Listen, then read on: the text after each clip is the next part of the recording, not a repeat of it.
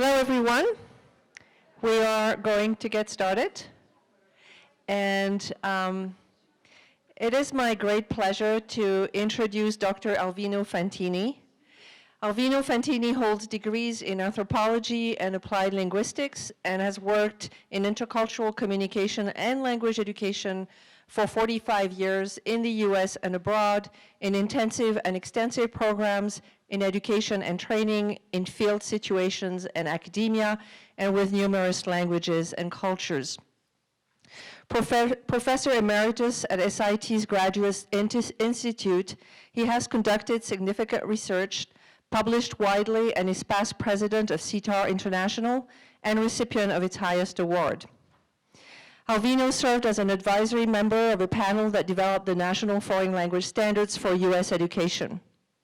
The title of his talk is Exploring Intercultural Communicative Competence, Concepts, Components, and Assessments, a Multinational Perspective. Please help me give a warm welcome to Alvino Fantini. Thank you.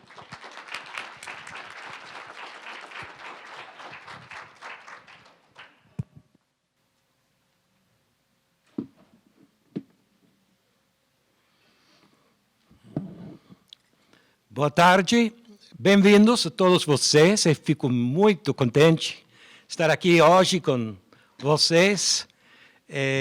Eu gosto muitas vezes de começar numa língua diferente, neste caso é língua portuguesa. E eu vou fazer uma pergunta. Quanta gente aqui está entendendo o que estou falando agora? Oba, puxa vida, que coisa, que lindo. Eu não sabia. Vocês são brasileiros, portugueses, o quê? Que são? Falam espanhol. Ótimo, ótimo. Então, vou fazer... Uma coisa eu vou pedir para vocês. Hein?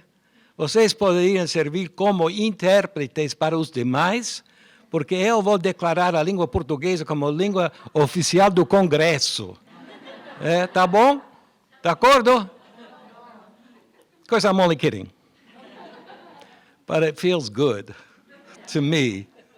And I'm surprised at the ones who did not raise their hands, and you're still sitting here. Because often people get up and run out of the room. But the fact that you're still here qualifies all of you who don't speak Portuguese as incipient bilinguals. It's a new category of bilinguals that I invented. I didn't say insipid, I did say incipient bilinguals. Because all of us, I think, in this room are the kind of people who, for some reason, don't run away from this sort of experience. We're intrigued, we're fascinated. We never get enough, we want more. And it mystifies me that my 5 brothers have no interest. Some of us are taken up with this in our lives, and others, couldn't care less. I don't know why that is. But I also like to start in Portuguese as a reminder to all of us that the languages that we know and speak and their cultures not only include, they also exclude. So languages, that dual-edged phenomenon, both communicates and can also excommunicate. Since our first language, our native language, is so pervasive in our lives, of course, it turns out that we take it for granted, especially if we're monolingual. That is until we're in the presence of another language, and then things happen. But as a reminder for all the parents in this room, as parents, you and I play an extremely important role in the lives of our children, and our grandmothers too, and our grandfathers too. Because the language and the culture which we pass on to our children form the most fundamental paradigm which serves them throughout the rest of their lives. But as teachers, as educators, we also have an important role because we help those same children to expand beyond that single paradigm, that single language, so that they can not only know more, they can know differently. Now, for adults, that's quite an issue. For children, it is not a problem. Children are magnificent. We were all magnificent. We didn't need teachers. We didn't need courses. We didn't need collaboration. We learned whatever language was in our medium. In fact, we learned 2 or 3 if we were so exposed. But my research, mostly based on my grandmother, tells me that for adults, it's not the same case. My grandmother, along with my parents, came from Italy. Well, my grandmother spent 36 years in the United States. And in 36 years, she learned 3 words. She learned, yeah, no, and maybe. But her favorite word was no, and no, and no, no, nah. E quando veniva, when she came out to call me in the street in Italian, I say, nonna, grandma, perché non parla in inglese? In inglese. But if you speak other languages and you're teachers of other languages, you better be speaking Arabic and Chinese and Korean and whatever it is to your children. Don't deprive them of the most precious heritages which we can give them, because later they need us, educators, and the tests and academia and all that. And that's okay, but it's not the same. As educators, we play an important role. Language and culture, we know this, influences and mediates absolutely everything that we say and do, because language organizes and structures every articulated thought and many others that have never been even spoken or expressed.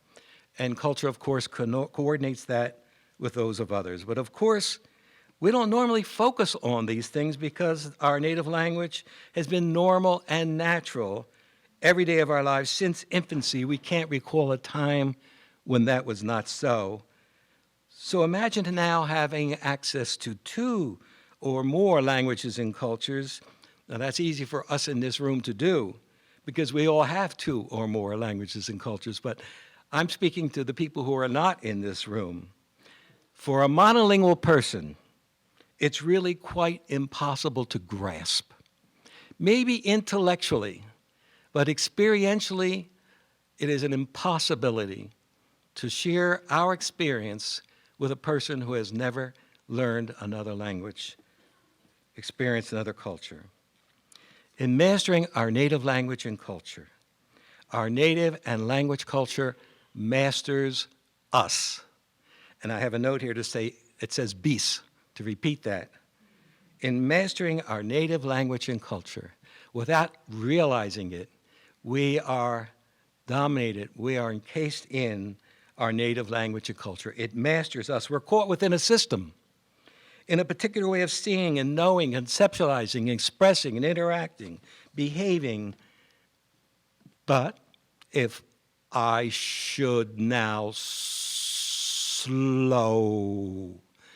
down, I'm using up my time, my speech, then our attention, of course, is drawn to that very system, to the sounds that are conjoined in a particular way, which are simply sounds, but to which we attach meaning.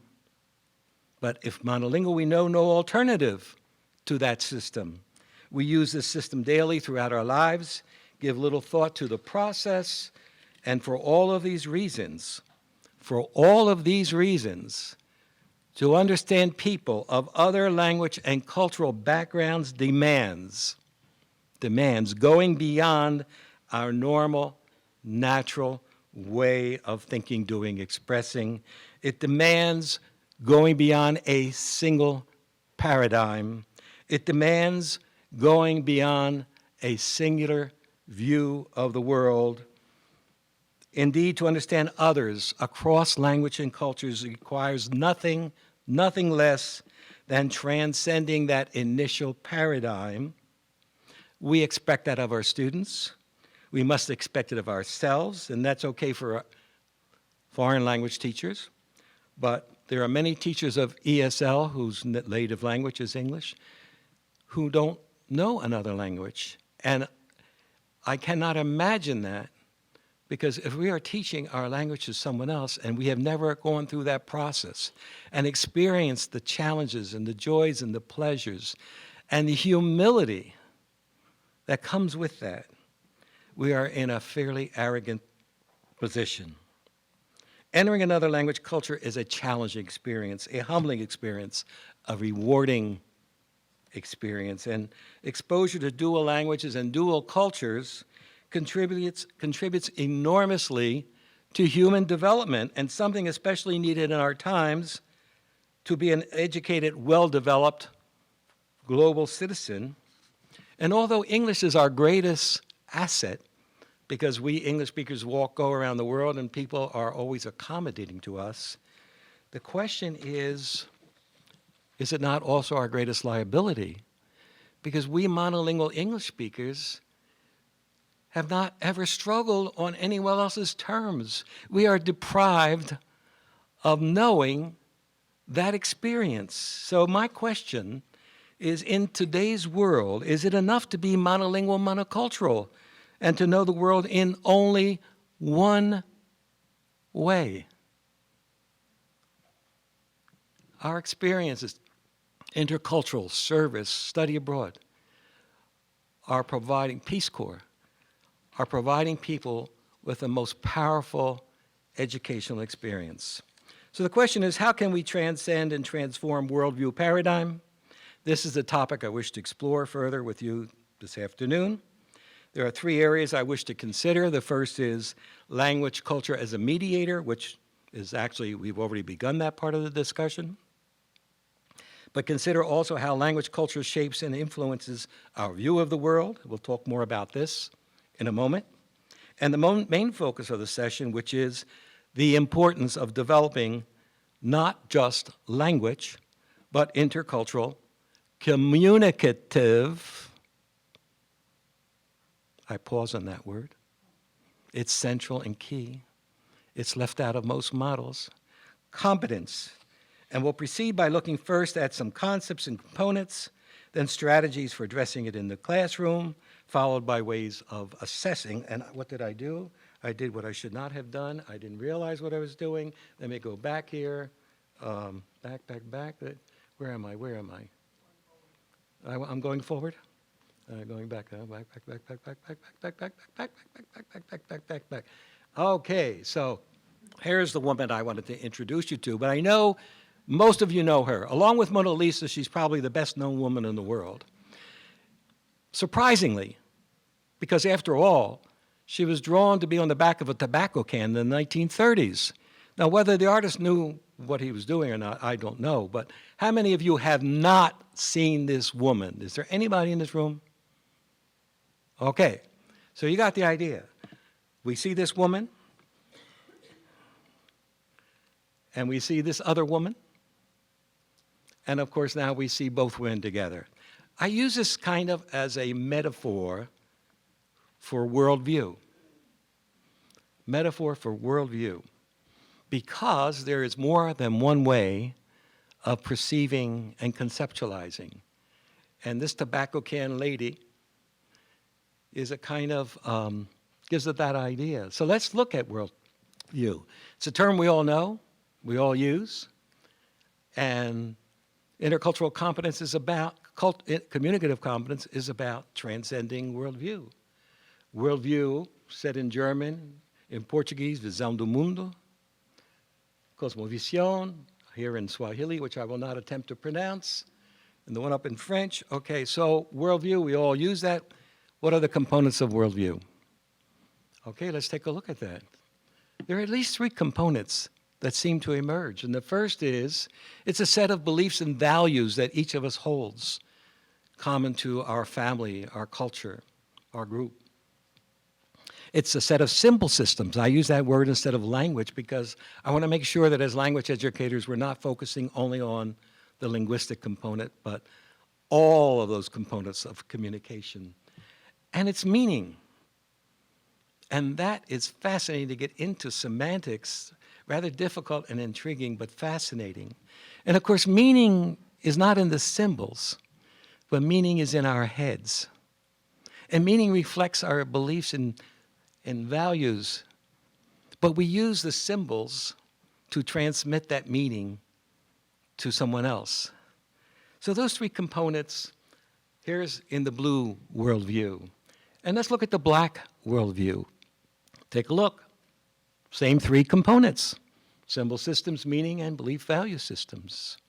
Okay, black system has the same components. In fact, every worldview has the same components. So let's put one over the other. They have the same three components, but they're not identical. The components in themselves are different. That's the challenge. The black components, the blue components are different. Here's a third worldview, the red components. And we'll put that over there, and we have three components, three worldviews. Three worldviews with the same components, but the components in themselves are different. So if I go back here, there's particulars and universals. The universal is where the components overlay, and in the central part, because all human beings, despite the variety of languages and cultures we've created, in our infinite capacity, which is not so infinite, it has constraints,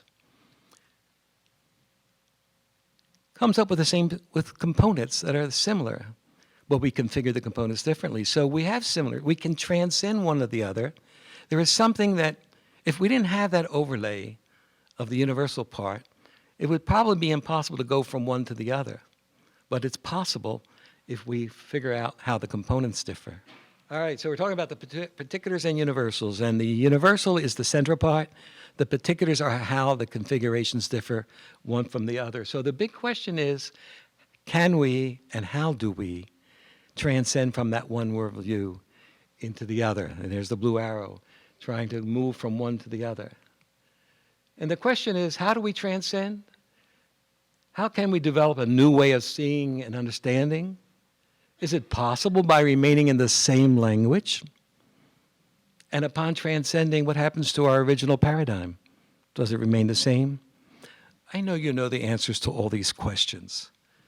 We all know that. We've all experienced it. Our goal is to go from our etic viewpoint of that new language culture into the emic viewpoint.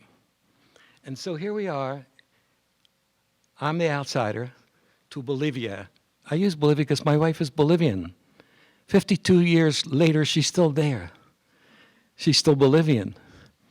And although I've been to Bolivia every vacation and every holiday and so forth, do I understand? Will I ever understand the world from the Bolivian perspective? I sure have worked at it. I sure try. But I think our goal is, whether we attain it or not, how to begin to see the world in the new ways from the perspective of the host natives. And so that's what this is about. We're trying to move from the etic to the emic perspective. And what do we call this process? Well, you know, like I do, if you read the literature, we came up with over 50, 60 terms. You know, so which is it? Is it that one or the other or the other or the other? Which is it? And ACTFL comes up with global competence. Global. Global.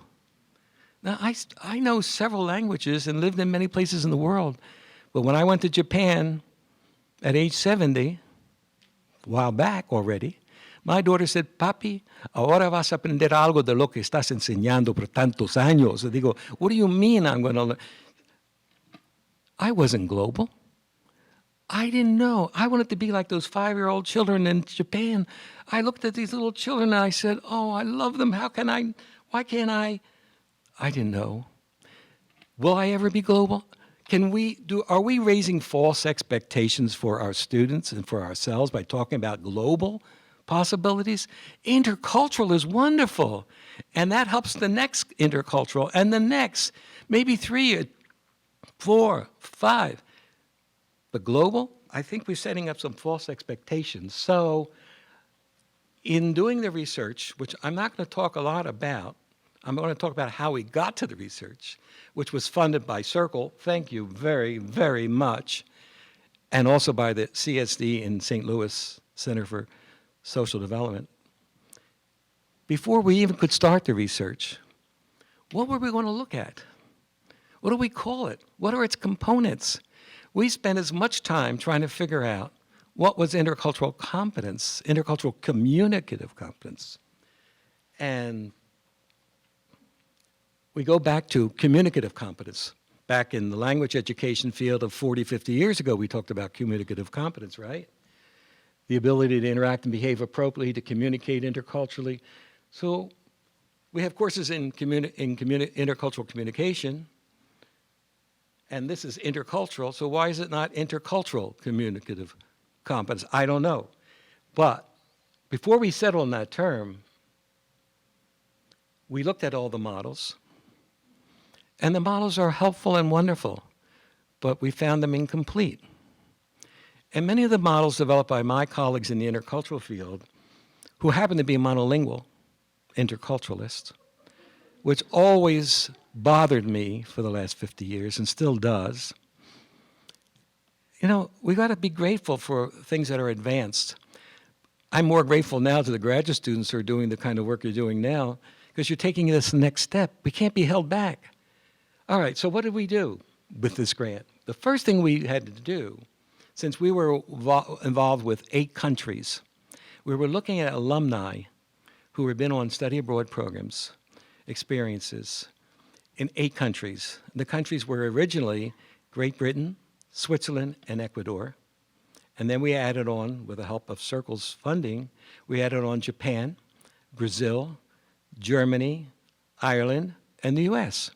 We had alumni that we could research because they had databases that go back 85 years, alumni. But we decided to look at alumni over 20 years. How did this experience impact them? 1 year, 5, 10, 15, 20 years later.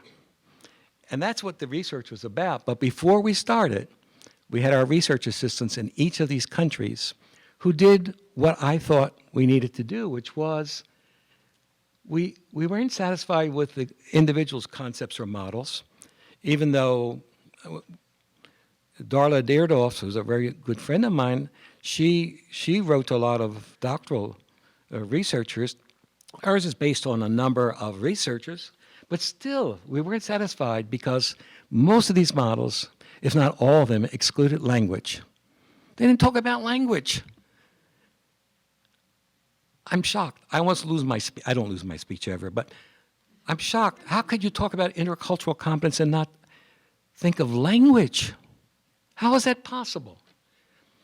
All right, so actually it says 7 languages. Actually, there were 5 languages and 3 varieties of English. British English, Irish English, and American English.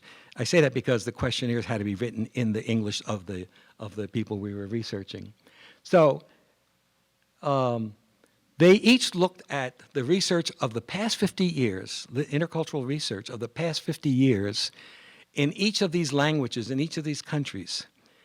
And we compiled a list of what were the recurrent themes of all the researchers over all this period, the most constant, consistent themes that came up. And that's how we got to the concept that we then were able to use in our own research, and more importantly, the instrument that we developed. All right, so I went back to the earlier concepts from our field, language education. We talked about communicative competence. What we're talking about developing is a second communicative competence. You put the two together and you've got intercultural communicative competence. But I think maybe really a third dimension here, because when you know one language culture and you know another language culture, you have some other possibility. And that is you can compare and contrast. And that's something that a monolingual, monocultural person can never do. So that's quite amazing. So we have the term intercultural communicative competence, and I insist on that. Who am I to insist? Nobody listens to me anyway, especially at home. But I insist to myself, intercultural communicative competence, the complex of abilities we need to perform effectively and appropriately when dealing with each other. Effectively and appropriately, everybody uses that term now. But in the early days of Peace Corps, we talked about preparing volunteers for effective functioning overseas. We left off the appropriate. And as I go to Bolivia over the years, and I think I'm really effective, and then I hear my Mi suegra que está hablando dice, pero ese albino no sabe nada. Digo, ¿sabe lo que hizo el otro día? You know what he did? Right. So the appropriateness is the emic point of view. It's how we are being judged by the natives. And there's a lot of great research we heard today and yesterday about this topic. How are we being judged? It's effective and appropriate. We need both viewpoints, and we're getting that now through some of your research. What is the complex of attributes that came up of this research? Okay. Various characteristics, 3 areas or domains, 4 dimensions, levels in a longitudinal developmental process, and then highlighted in red, what is it? Proficiency in the target language. Left off of most models and most instruments that we're going to be looking at later. All right, so what are the characteristics you all know? You ask the audience, let's say, okay, shout out a word, and they all come up with these words. We don't need the research. We know what it is. We've lived it. Patience, sense of humor, curiosity, motivation, et cetera, et cetera. And then my daughter comes to me and says, pero papi, tú no eres nada de eso. ¿Cómo? You know, in your own family is where you get the truth, okay? Paciente, pero a veces tú no eres nada paciente. Well, I have to acknowledge that there are some of these qualities that I have trouble with, especially the ones in red. I highlight in red my personal challenges. Tolerance for ambiguity. Bolivia is an ambiguous place. You don't know ever what's really going to happen next. And I won't get into this now, but the Aymara language has something you add on to the end of a verb to indicate the degree of possibility or probability of whatever I'm telling you happening. So if they say, mañana te voy a ver ahí en la plaza, but they're thinking in Aymara and they're adding on that ending that's, oh, it's a low level. It's built around ambiguity. It's a whole different way of working. Maybe that's why I love Japan. Japan was so prescriptive. There was little ambiguity. Even where you cross the street, it was marked for you, little yellow footsteps. Relativity, you know, that's a big thing. Ethnocentricity. Can we be ethnocentric? We understand it intellectually. But can we be? Really? Non-judgmental? Well, it's been revised often. Suspend judgment because we know when we go somewhere else, another culture, we're making judgments anyway. We make judgments all the time. We're judgment-making machines. We come into this room, where am I going to sit? Do I want to stay? Do I want to be there? Whatever we're doing, we're making judgments. But in a new context, we know that the judgments we always make are probably wrong, so we have to be ready to revisit and suspend. Okay, those are the characteristics, and these are some of the 3 areas that have come out. Judith Martin, University of Arizona, establish and maintain relationships. This was in the IJIR. Communicate with minimal loss and distortion, and collaborate to get things done together. So that's another. These 3 areas are consistently come up in the literature and in multiple languages. And it's interesting because you think of that as intercultural competence. It also is interpersonal competence because we need the same 3 aspects: the ability to make relationships, communicate with minimal loss, collaborate to get things done together. So we put the 2 together, intercultural, interpersonal. They're actually quite the same. What's different? What's different is that what mediates those 3 areas are the variables. So when we're in our own context, we share more of the variables. When we go across the ocean to Greece, where I've been a number of times, the variables increase. They're very different. So my judgment in the intercultural context involves recognizing more of the variables. I see to I see, what's that? It's intercultural to intracultural, because after I'm in Greece for a while, say, oh, these Greeks aren't all the same. Do you know that? You know, the ones over here and the ones over there and the ones there, oh, they're really different. So we get into that diversity which exists in every culture. And in the process of that intercultural experience, back to the interpersonal, we have the other IP, which is the intrapersonal. And that comes about because as we go into new environments, we reflect and introspect in ways that we've never done before. And so we get into the intrapersonal. And then the ASK plus A, and we've heard a lot about this already in many presentations. So But I've reconfigured this. I used to have it as the CASA paradigm, but now it's the ask plus A because of the research. Because what I found from the alumni, by the way, there were 2,000 alumni from 8 countries, plus 200 homestay families, okay? From them, I've reorganized some of the way I think about this.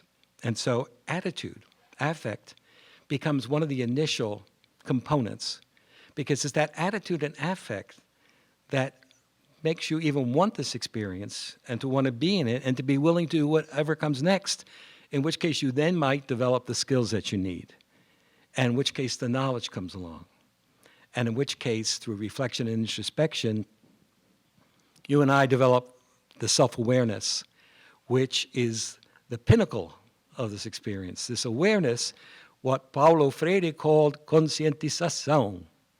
Conscientização, I love that word. It took me a while to learn to pronounce it, but I love it anyway. Awareness. Awareness. And you don't get awareness in every educational experience, because how many of us teach awareness? How many of us grade for awareness? You do. So we do. Okay, so we're getting into this introspective thing. But a lot of these qualities are not the traditional aspects of academia, and it's hard to grade and evaluate. We'll talk about that later. And then there are developmental levels. Well, you can set up your own benchmarks. There could be many levels. One I've used at our institution is this: the short-term educational traveler, the sojourner who goes for a semester or a year, the professional who's all of the faculty. It's all the faculty. They don't know it, but all the faculty. We need everybody in this. And then, of course, we who are the educators and interculturalists who need to have another way of articulating about this. All right, so how does language, the symbol systems, contribute to ICC? We go back to the original paradigm of worldview. We see symbol systems there in red. We look at the multiple components of symbol systems, the linguistic, paralinguistic, extralinguistic, and sociolinguistic. Okay, we have that in our own system. Every language has it. The language we're learning has it. These are all the components that are necessary for proper communication. So we look at the two, we compare and contrast, and using a Venn diagram, we might find some overlap. If it's Spanish and Portuguese, the overlap will be really, really great. If it's Swahili and Japanese, maybe less so. But the point is that all those same components in our own language system, of course, exist in any other language system. So we look at, let's look at the extralinguistic, and we've heard references to this, of course, the proxemics, haptics, oculesics, olfactics, kinesics, and chronemics. So we know something about, how different cultures use space, touch, eye contact, smell, movement, gestures. I will talk only about chronemics because time is short. It's one of my favorite because I didn't discover that word. It gave a word to something that I was experiencing in my life, and maybe you have too. Because although I'm an English speaker, born in this country of Italian parents, they're an English native like many of us did. What I didn't realize was all of these aspects of my communication were my family's. So when we'd sit in discussion groups in circles and they would talk one at a time and I would look at them in awe, I didn't know how they do that. And then my friend would say, Albino, you were so upset. Why were you so emotional? I says, oh, I was upset? I was emotional? I didn't know that. So when we study chronemics, for example, we know that the monochronics and the polychronics of this world, we polychronics, you Arab speakers, and maybe Jewish speakers of Hebrew or something, and you Italian speakers, you Sicilian, I include the Sicilians as Italians, of course, you Portuguese speakers, you Hispanic, we are polychronics. So my experience in Japan was the farthest thing from my life. Monochronic, space between talk. It's legitimate in our societies to talk together. Well, the monochronics say, well, how do you understand each other? Well, you just talk louder. Well, if you're talking louder, well, then you just move your hands a little bit more. Well, then, but the discourse is not question, answer, question, answer. It is a complicated, you're doing it with your hands. Thank you very much. You should stand up and help us. Okay, we drive each other crazy. But it is a legitimate, appropriate form of behavior in the right context. Okay, the sociolinguistic variables, of course, are multiple, and it involves all these conditions of setting, medium, topic, interlocutor, marked, unmarked. I can't get into that, but most of you know about sociolinguistics. And then we can refer, of course, to the World Readiness Standards, which were called the National Foreign Language Standards, which is useful in a sense because it's a diagram that tries to capture the holistic approach to communication from the language field. The problem is the language field is over here, the language educators, and the interculturalists are over there. They have their own professional society. TESOL people are over there. You know, we got to work together somehow. But in any case, we know that, and these language projection charts might help when we design course, it takes time to get to any level of proficiency. So let me just mention this process approach. There are many approaches to incorporate those standards. And most of us know we have a warm-up, presentation, practice, grammar, and use, transposition. But to add on, we don't go on to the next unit of material if we don't also do sociolinguistic exploration through role plays and case studies, culture exploration, and intercultural exploration. So that cycle is one way of ensuring that we as language educators are addressing the whole part of it. Our common goal, whether it's ACTFL, TESOL, CITAR, together, we should be one department. Intercultural communication, language should be, I believe the future brings us together. We are all working toward that same goal, and that goal, I believe, is intercultural communicative competence, and I believe it's important what we call it and how we identify its components. So at this point, is that one time? Oh, good. She's really good. You flashed them up every, okay, so, oh, you need the phone, here, that's yours. Okay. So we're gonna take comments and questions for 10 minutes, and then I'm gonna close with another 10 minutes of some final comments about assessment. Okay? Great. Can everybody hear me? Yes. Great. All right. Can we give a round of applause before we start? Oh, yeah. All right. We're actually doing a pause for questions, and then we'll have a little bit more after the questions. Yes. So we have about 10 minutes. Any questions? In Italian is okay. Portuguese is okay. Arabic's not too good. Thank you so much. I have a question because I know we talk about these things and you said you're talking to us and we know most of these things already, but what is your suggestion of how to get everybody together to understand what we're trying to achieve here? Well, I do believe that we need to somehow or other come together and agree on common terminologies, because every presentation refers to a model or other. And many of them are common models, but some of those models are pretty old and need to be revised. The problem is when they become products that are sold, it's hard to revise them 30 years later. This model is evolving, and we need input from all these other languages and cultures. We need to know what's going on elsewhere in the world.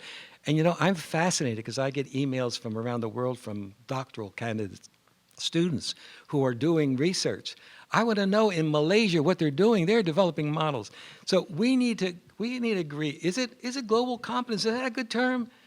I'm embarrassed that ACTFL, my organization, is using that term because it doesn't make sense. We need to agree what's the superordinate term, and it has to include language. And then what are the components? Skill is not the component. Skill is not the end goal. Sensitivity is not it alone. Those are the components. So somehow or other, we need a common language to and arrive at some commonalities of models that we agree on. But they're going to evolve, as all of you who are graduate students who are the future of this field, you're going to lead us in some new direction.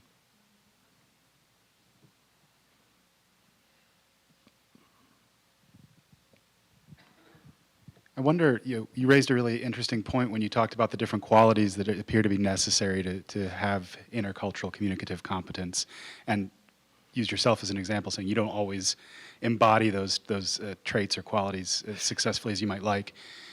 It made me wonder, in our education processes, do we sometimes rush to get people focused on the external and not spend enough time continuing to develop their internal, personal, individual awarenesses in service of continuing to grow those You might be able to interpersonal answer skills? the question better than I, because I'm retired and out of the, you are all working in the field, okay?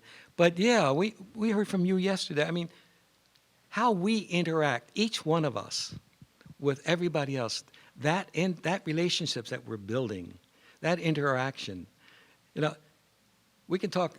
We heard some of the telecollaboration. They were talking at a level of Americans and some other group. Talk about when I was in Spain, they would say, "Oye, dime, Albino, ¿cómo son los? ¿Por qué los americanos son así?" Digo, "Son así. Yo no sé. Yo no sé. No, yo no puedo hablar por los americanos, pero sí te puedo decir lo que soy yo. Puedo contar mi experiencia. You know, I can talk about my individual personal experience, and then maybe we move from there."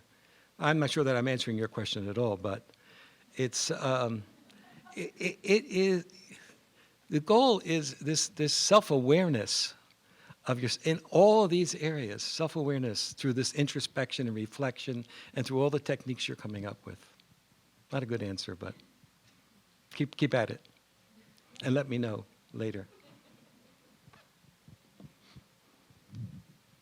So I'd like to thank you for highlighting the importance of language, because I thought that I was culturally, communicatively competent when I went to Morocco the first time and navigated the entire country with mashi mushkil, which is like, it's okay, and voila. So I thought I was like, oh, I'm great. And then I realized that the language barrier really did inhibit a lot of things. My question is, how would you respond to Tim Cook from Apple and other people who are now stouting that coding will be our next Esperanto or lingua franca that will allow us all to be able to communicate in one simple language and therefore be communicatively competent across all languages? How would you respond to that? Well, I would probably respond, first of all, by asking you to discuss with the two people sitting in front of you, who are both Esperantists, myself included.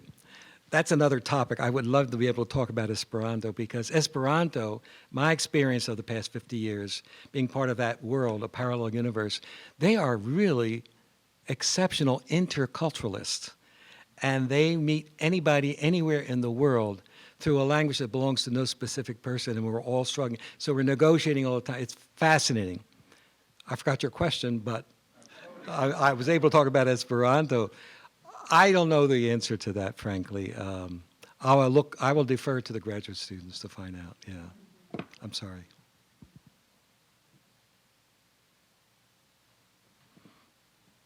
But thank you for the opportunity to bring up Esperanto.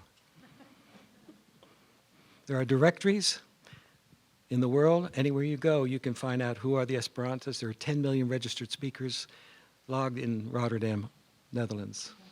Okay, back Hi. here. So you were making the point that, I mean, obviously multilingualism, multiculturalism are very important, but it seemed that you were saying that those who are monolingual aren't really, they don't have the skill set to be intercultural. So I was just curious, for our students who don't have the opportunities to learn a second language necessarily, for whatever the reasons may be, I wonder if you could talk a little bit about how they can still be intercultural while recognizing that they are monolingual. I wouldn't say they can't be intercultural, but I would say they can never grasp another worldview in the same way if they have no alternative way of conceptualizing. So I say that language is critical to your transcending your own paradigm, and not only knowing more, but knowing differently. Alternatives. A monolingual person cannot imagine we could talk about it. And I talk about it all the time with my intercultural friends who are monolingual. But they cannot understand experientially what all of us know in this room about what it is to be able to go from one language into another, and how that influences your reception and your behavior contextually. Any other comment? So there are degrees. My friend Milton Bennett, who wrote I published a book called New Ways in Teaching Culture for TESOL. So I published his chapter on how not to be a fluent fool. Because he always says, you know, you can be really proficient and you still can be interculturally a fool, right? I know people who are dilettantes. They love Greek or they love it, but they don't love the Italians or the Greeks. You know, I know that happens. That's a different kind of person. I acknowledge that. But I also say to Milton, look, you go to Brazil and you don't know Portuguese. You're gonna speak only with those people who will speak to you, but you will never be able to talk with the grandmothers and the other people. You will never have access to the Brazilian mentality and the way they understand things. There's no way. I can explain it to you in so many words, but you'll never have access to that. Is there another comment? Well, Yes. it's not really a question, it's just a comment. Kind of what you just said about being aware of who we are as foreign language teachers or TESOL or CETER. Yeah. If it is so important that we have been holding these conferences for so long, and everywhere I've been in the last 17 years, we've been talking about this, I still am surprised that we don't have any teacher training program so far that I know that really includes this in the formation of a real teacher to be an interculturalist foreign language. So what is still missing? Who do we have to convince to make this really the point? I know what you're talking and about. I'm very lucky to be in a university where this is really happening. Yeah. But we still struggle to convince everywhere we go. Teachers, administrators, you know, everybody in the university that if you don't go through that, you're going to miss a lot. And this is just a little tapa, as we say in Spain, a little tapa of what you have ahead of you. So teacher training, a lot to do. Absolutely. I mean, teacher training and preparation of future teachers is really where it's at. But also, and I've heard from people here, from Munich and other places, who are alone trying to promote this field in their university. And I look at the model at Kennesaw over here with Sabine Smith and her partner, and they've come up with a model where they involve the entire faculty. We need to involve, it's not just our province, it's not just the diversity coordinator's task, it's not just, you know, it's something. If the other faculty have not had these experiences themselves, we need to retrain our own faculty if that were possible, but it's not. Academia is a tough place.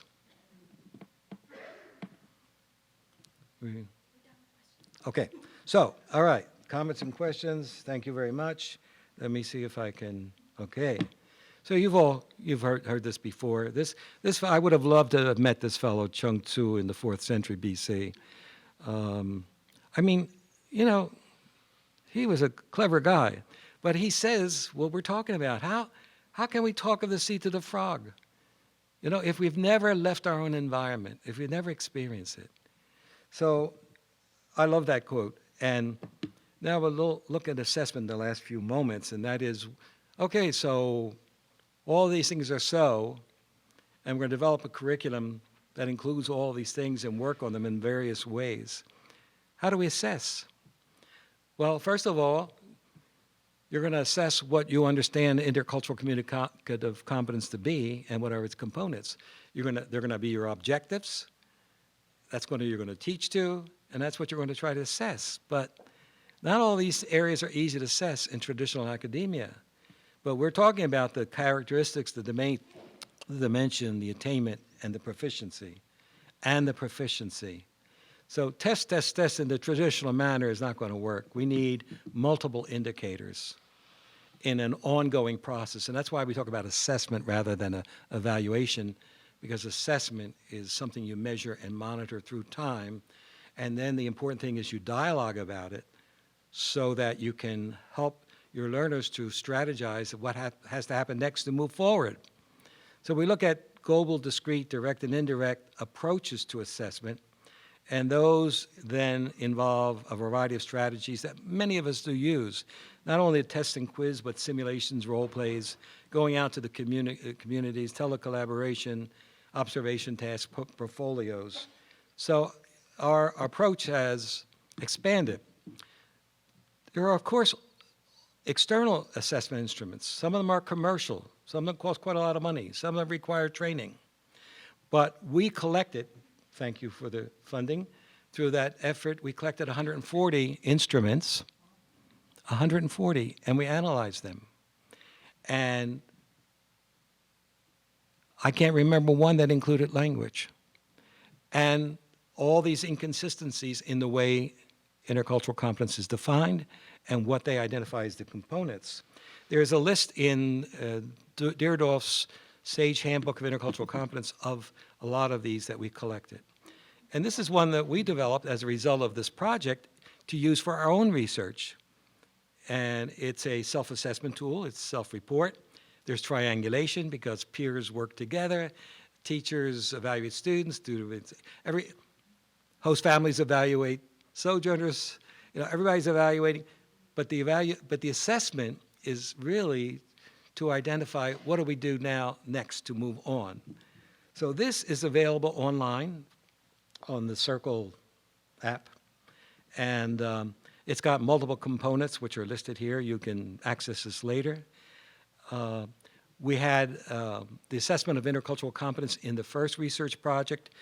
We expanded on that form in the second project because we wanted to also assess which components of the programs, the orientation, the duration, the language assessment, whether it was a service project, the homestay, which components contributed to their development of intercultural competence.